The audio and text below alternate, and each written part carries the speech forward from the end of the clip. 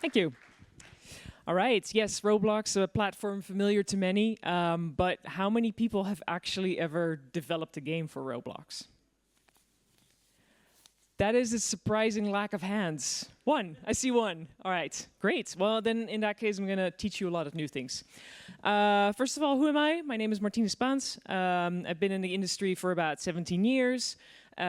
First on web development, then on free-to-play mobile development. Tried really a bunch of things, and among those things, I've also tried publishing games on Roblox. And you might also know me as the general manager of the Dutch Games Association. So when you see me running around today, it's because I'm also partially organizing today. The Roblox games I've worked on. I've worked on 3 games, and they're all 3 very different. First, Car Maniac, so like a car racing game where you do like different assignments in the city.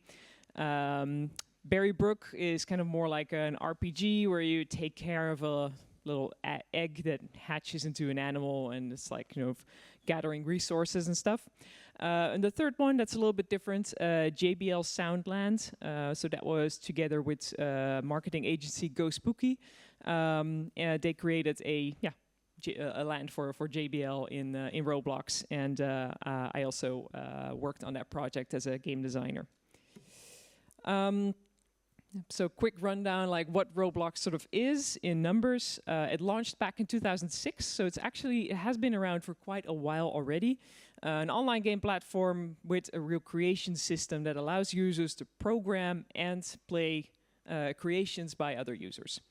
So that's like really the core of it, and that's sort of, it's been the simple core of the game since the beginning. So since the beginning, all users could just create experiences within the Roblox Roblox studio, and over the years those tools became like more and more sophisticated, and like now they've back then it was like you could only basically program platformers, and nowadays really any type of game experience in the 3D environment you can program it in there. Most Roblox users are between 8 and 18 years old, so that is, when it comes to sort of phase of life, quite, there's quite a lot of differences in that. But in total, Roblox has now about 70 million daily active users, so not in total, but daily active, and almost 200 million monthly active users. So yeah, by the numbers, Roblox is definitely up there.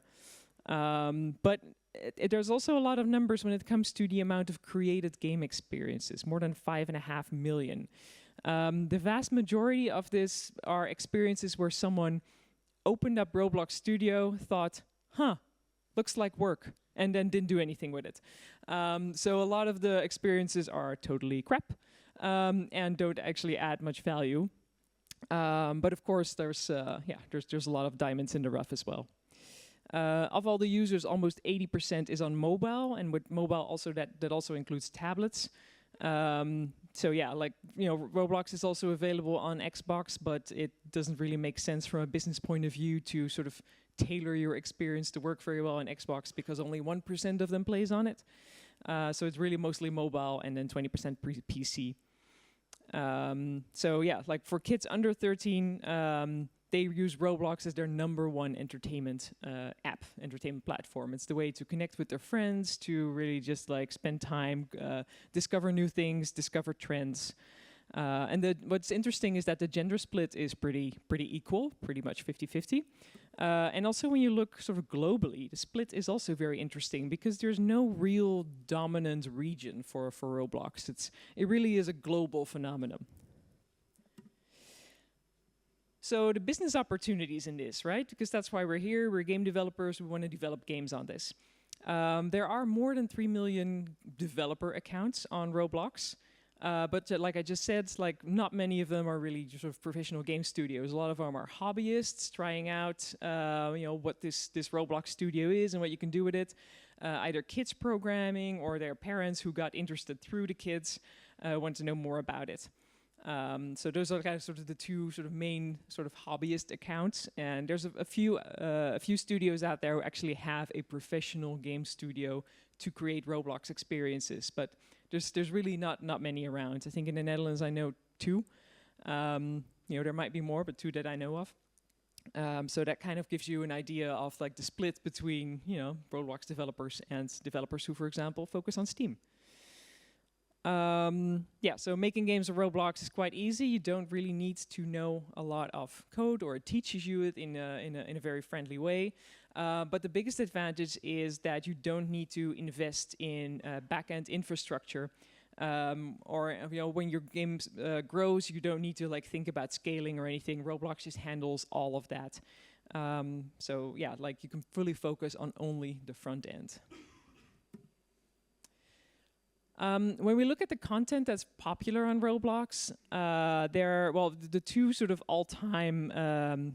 So this was actually data taken from July 2024, so quite recent. And sort of the two top experiences, they look pretty nice. You know, Adopt Me and Brookhaven. You know, like for as far as Roblox experiences can sort of craft the look and feel of it, those look pretty nice. But when I kind of want to focus a bit on number 3 and 4, Blocks, Fruits, and Tower of Hell, because like I looked those up and I'm not super impressed by the looks of it. So this is Blocks, Fruits, and you know, I don't want to dunk on anyone's game development skills. But like, you know, as you see, this developer did not really invest in sort of the looks of it. But what's interesting about it is when you actually start playing the game, you notice that it has features like trading and raiding, base building, quests, grinding, PvP action, and even racing. So like the gameplay is really what it's sort of all about on Roblox, and not so much of the looks. Tower of Hell, another good example. That's an obby, you know, so that means obstacle course. It's really the most, you know, one of the most difficult obstacle courses that I've tried on Roblox. And you can see again, it doesn't look polished at all. There's no like, you know, shading and things like that. It's just very sort of flat structured. But basically, it's one of the most frustrating, difficult obstacle courses out there, which actually means it's very sticky. People just keep trying it over and over again. So very simple and very effective. A notable thing about Roblox is how many popular experiences use borrowed IP, to put it that way. In their terms and conditions, Roblox says that they don't allow this, but they don't proactively ban it. They only remove these experiences if someone files a complaint. So it's kind of the good faith policy. You know, it's like, oh, in good faith that you don't do these kind of things, but obviously people do. So yeah, and like these big IP holders like Minecraft and, you know, I see Call of Duty, I see a bunch of Disney stuff in there. You know, only once in a while do they proactively like check experiences and then ask for removal. But like, if they would do it all the time, that would be like a separate day job, right? Because there's like really thousands of experiences based on Disney IP. And it's not just for the games, but it's also for the stuff that's being sold on Roblox.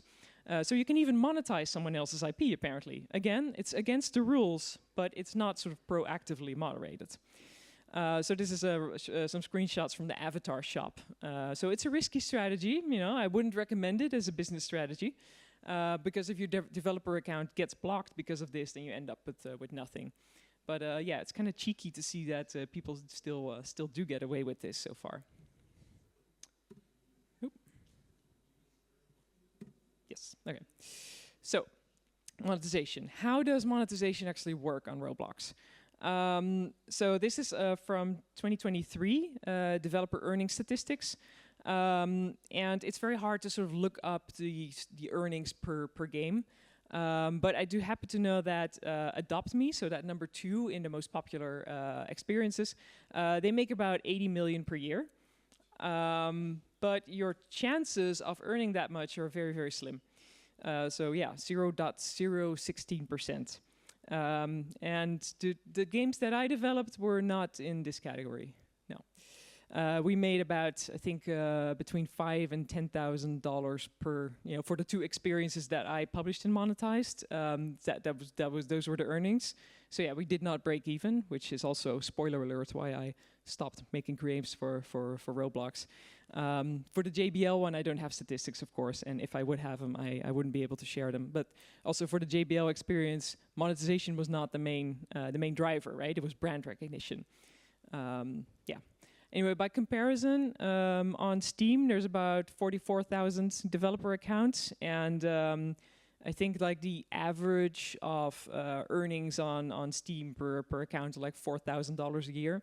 So in comparison, that looks like a better market, even though we all know how tough Steam already is.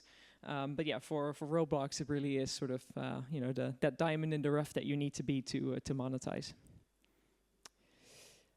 On Roblox, everything is monetized in Robux. And if I say everything, I really mean like everything. So it's like the game passes that people buy, in-game currencies, of course. People can have a premium account, and then if they play your experience, you get a revenue share based on their engagement. Donations, some experiences offer like private servers, so you can like just have a server for yourself and your friends. Immersive ads, that's something new, and there's a screenshot up there as well of like in another Roblox experience you see an ad for Vans World, so also for one of the quite popular branded experiences in there.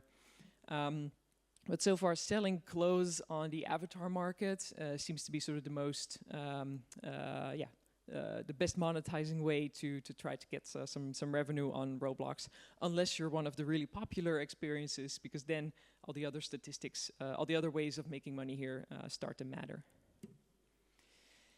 So I did say that everything is in Robux, and it also means basically on the developer side of things. So if you want to buy a sponsored ad placement in another Roblox experience, you pay with Robux. If you want to create a badge, so basically an achievement that people can get, you pay in Robux. If you want to upload a new sound, you pay in Robux, et cetera, et cetera. And even if you want to like do a revenue share between 2 developer accounts, there's also sort of a small fee that you do pay for that, or creating new roles in your group. So basically, every transaction that you make, you pay on the platform in Robux. So zooming in a little bit on those immersive ad experiences. So what it used to be like is that you could place ads basically on the Roblox website. On the next slide, I have a bunch of fun ads and all the crazy shit that people used to post there. I'm going to show you that in a minute. But right now, it's been replaced by the sponsored placements, and you see like an example of that up here. Which again, you can always you can pay for by spending Robux on it. It is so far basically the only real way to market your experience within Roblox, both on website and in the mobile app.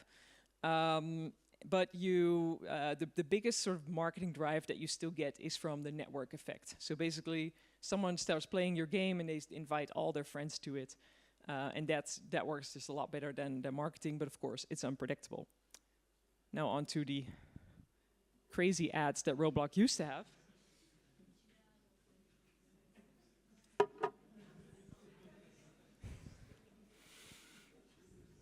Become a racist. Anyway, moving on. I'm a bit conscious of time. Roblox takes 70% of your revenue, and that sounds like a crazy amount. But do take into consideration that Roblox basically pays for everything, like all your server costs, all the moderation that they do, the marketing of the platform, well, etc. So yes, it's a lot, but I can also understand sort of why, how they come to that number. 1 Robux is the value of that differs because as they buy Robux in bigger amounts, then sort of they get sort of a discount, volume discount on that. And even cashing out through the developer exchange, where you can exchange it for actual like dollars or euros, even that costs a little bit of money. So yeah, before you cash it out to yourself, you really have to ask yourself, do I want to spend these Robux on marketing my experience? Because then it's better to just leave it in your developer account and do that sort of before you cash it out. The payout threshold is $105, and yeah, like, I don't have the exact statistics on this, but my guess is that about 40 to 50% of the developer accounts never make it to that number because they're just hobbyist experiences. So, challenges. The retention is really bad, especially if people's friends are not in there yet. As soon as the whole world loads and they don't understand within, I mean, it says 10 seconds here, but I would say if they don't understand in 5 seconds what the meaning of the game is, they're gone. And traditional game quality in terms of like pretty artwork and like storyline and things like that don't work in Roblox at all.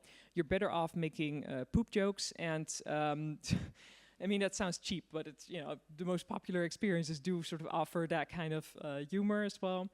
And yeah, it's just like really focus on the gameplay. The gameplay is really what needs to make the game good and sticky. Art comes secondary, basically. Art and storyline comes secondary. Yeah, and the friend effect. You know, as long as you offer something in your game experience that is like fun to do together with your friends, then yeah, the chances are much bigger that people stick around. And that also accounts for sort of off-platform activities, like having a Discord server where people can hang around and get the latest scoops on your game. That also does great work for your retention. On the game quality, I also have like a sort of a fun example here. So earlier this year, Kung Fu Panda, the new movie, was officially promoted on Roblox with an experience. Within a week, cheap rip-offs, of course, appeared. And here's the statistics for both games. So you'll see that Panda Escape, they're clearly riding the wave of the new movie that's out there. And you know, it doesn't have a lot of favorites, but you can see that 5 months after release, it has more concurrent active users and roughly 4 times the visits than the official one. So yeah, that's Roblox logic. So, should you pivot to being a Roblox developer? If you do, I mean, like I said, there's definitely chances out there for like the diamonds in the rough, the people who do know what they're doing and, you know, who are like a little level up from hobbyists and who can like sort of be above the field. But you do have to unlearn some things that you know from traditional game development. You know, like I said, like don't focus on art and story first, really focus on gameplay and the community aspects of it first. But, you know, there's some things that you don't have to unlearn. And that's basically sort of your marketing messaging, because getting eyeballs on Roblox is really difficult. So yeah, put a lot of effort and time into your thumbnail design, your title. You know, consider investing in that sponsored category to just get those eyeballs, and really optimize for your retention and your first-time user experience. Again, gameplay is the key. And that brings it to the end. Thank you very much. Thank you. I'm sure there are questions for Martine. Yeah? Nope. Yeah, just a quick question, because you mentioned there about the Kung Fu Panda one, you had the official thing, and retention.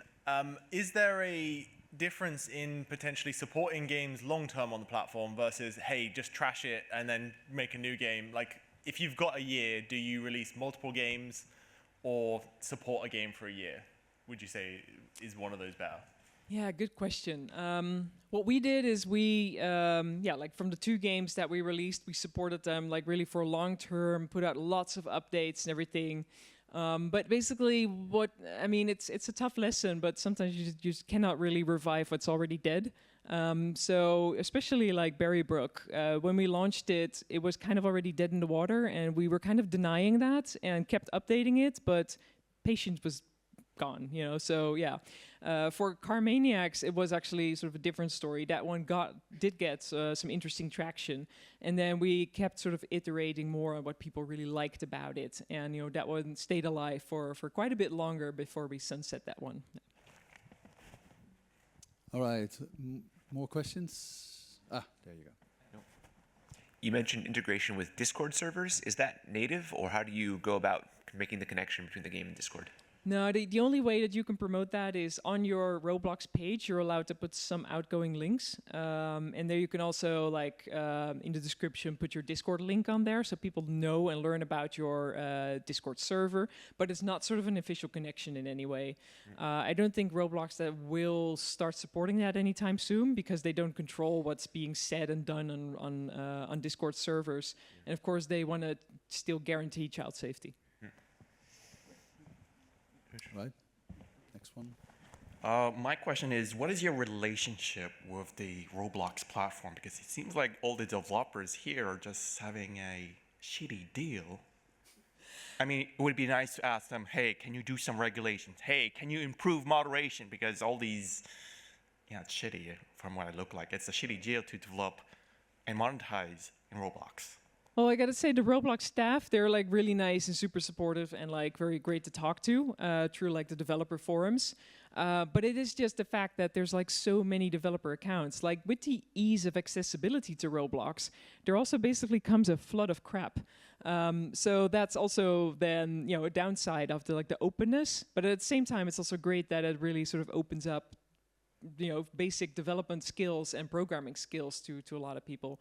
So, I mean, it's, I always try to look at it sort of the value that they bring in the, you know, like all the, like I said, sort of the servers and everything, like making it more accessible and, yeah, sort of opening up a new audience and looking at it that way. But, you know, if it's going to be a good deal publishing on Roblox or not, it really stands or falls with the experience itself. Any more questions? Yeah. Oh, there you go. Roblox used to be super popular with influencers, especially nano and micro influencers, when the games are wacko and really fun, and it could be a really good thing for indie developers to work. Is it still so with the new regulations that Roblox changed? It's still the case that a lot of, well, I mean, I don't have numbers about what a lot means, but you know that a substantial amount of influencers do play purely Roblox experiences. But what I do see is that they mostly focus on the experiences that are already popular with users. Because obviously when you play a certain Roblox game, you also want to learn more about that and see how other people play it, and then watch the influencers specifically that play that game. So it's more like, you know, of a snowball effect in that sense. But you know, we've never worked with influencers to try to get our experiences off the ground, because it can also, you know, easily get sort of debunked as being not, you know, disingenuous basically. So then it's, yeah, it's very sort of hard to find like the right trick there. But yeah, I mean, it is, besides the sponsored ads on the platform itself, basically the only true marketing way that can work. We had a question over here. Oh, you want to throw it, right? I'm not gonna. Yeah, I had a great laugh with this presentation. Really funny. So at the beginning, you said that you were gonna stop doing Roblox. So what are you gonna do after this? And also, why did you stop Roblox? So we stopped Roblox because we couldn't afford development anymore, basically. You know, like the experiences brought us between like $5,000 and $10,000 in revenue, and creating them, you know, I mean, it's relatively simple, but still, I think creating these experiences cost us between $20,000 and $30,000. So yeah, it's easy math to like, okay, let's stop this. So yeah, instead, I'm like focusing on mobile games and web games again. All right, great, thank you. All right, so we have time for one final question. No? Oh, yeah. I'm also very curious that you said that design is very different for Roblox games. Is that compared to PC games or also to your experience with mobile and web games? Both, I would say. Yeah, it's just like Roblox is really sort of a world of its own when it comes to sort of the game design and what makes users really stick around. So yeah, that counts for both the mobile experience as well as any PC game experience. All right. Thank you, Martine.